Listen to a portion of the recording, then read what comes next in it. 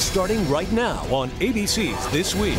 Breaking news. A U.S. drone strike kills almost a dozen suspected al-Qaeda operatives. We have brand new details about why the U.S. felt it had to act right now. High alert. As Boston gets ready to run, our investigator Brian Ross behind the scenes as police prep for every scenario.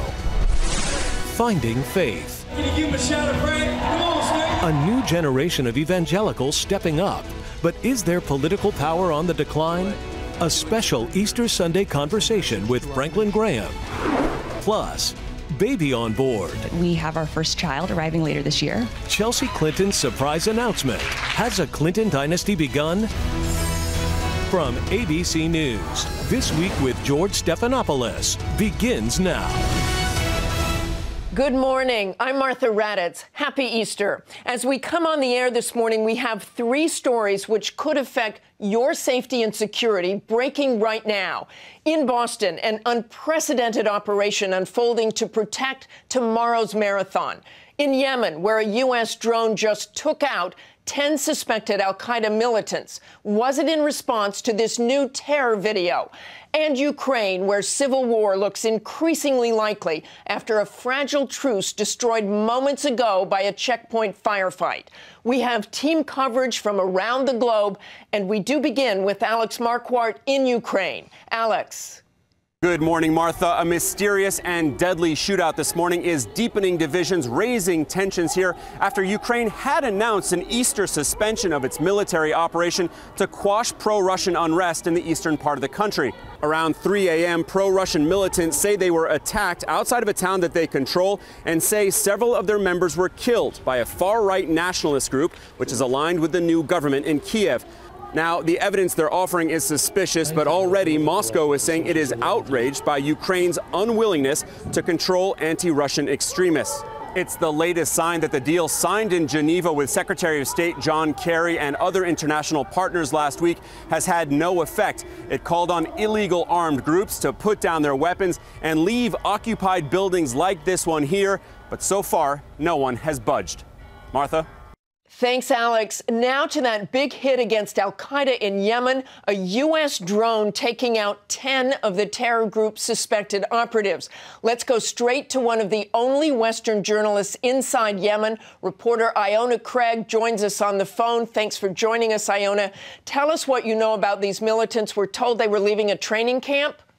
Yes, we don't know the names or ranks of those individuals, which seems to indicate they were probably foot soldiers and not senior rank al-Qaeda members. But the government has said that they were apparently involved in organising operations against the military and security installations and leaders of the security apparatus here in Yemen. But it's obviously very difficult to independently verify those claims. But certainly even the government has acknowledged that 3 civilians were also killed in that strike. And you are hearing this morning there were also more airstrikes in Yemen? Yes, there was at least 1, if not 2 more strikes this morning. The Ministry of Defence here has described those as airstrikes, so it's unclear if they are, in fact, U.S. drone strikes or Yemeni Air Force strikes. They were carried out in an area which has been regularly targeted by the Yemeni Air Force here, all in the same sort of area of southern Yemen, which has become, particularly this area was hit this morning, called Mafad, a real stronghold for Ansar al-Sharia. There was an al-Qaeda terror tape released recently. Any tie-in between that tape and these strikes? It's very unclear. The area of Mafad, which I just mentioned, which was targeted again this morning, was hit very soon after that video was released. And that certainly indicated that that area was being targeted, perhaps as a result of that video being released. Our thanks to Iona. Let's bring in Chairman Michael McCaul from the House Homeland Security Committee and ABC News contributor Admiral Robert Harward, former Navy SEAL and former Deputy Commander of U.S. Central Command. I want to talk to you, Chairman McCaul, first. You have been briefed on this. What do you know? Well, if the reporting's accurate, this is a very significant drone strike.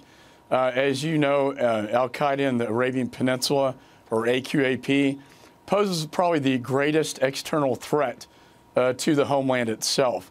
They are the ones who are involved with bomb-making devices to go undetected on airplanes.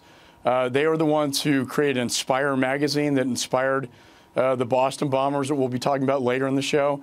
And so I think the fact the administration now is going aggressively against these terrorists, I think is a very positive sign, given the prior narrative that al-Qaeda is on the run and this is all over. I do view AQAP as, again, the most lethal force, if you will, posing the greatest external threat to the United States. And Admiral Harward, let me ask you, in that tape that we saw, it was taken in broad daylight, and you had an al-Qaeda leader. What does that tell you about what they're thinking?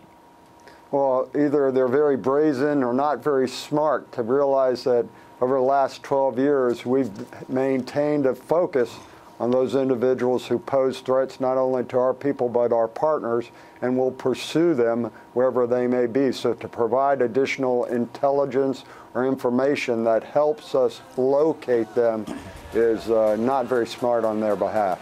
And some of those in the tape had blurred faces. The al-Qaeda operatives blurred the faces in the tape. What does that tell you? That tells you they don't want you to know who they are. They know we're watching them. But could it tell you something is underway and something is planned? I don't know, Martha. There are a lot of different players involved in this, and we're working closely with our partners. So there's a lot of folks who maintain this pressure, and anything we need to protect in terms of tactics, techniques, procedures, or certain individuals that we don't want to disclose is at play here. Okay, thanks to both of you.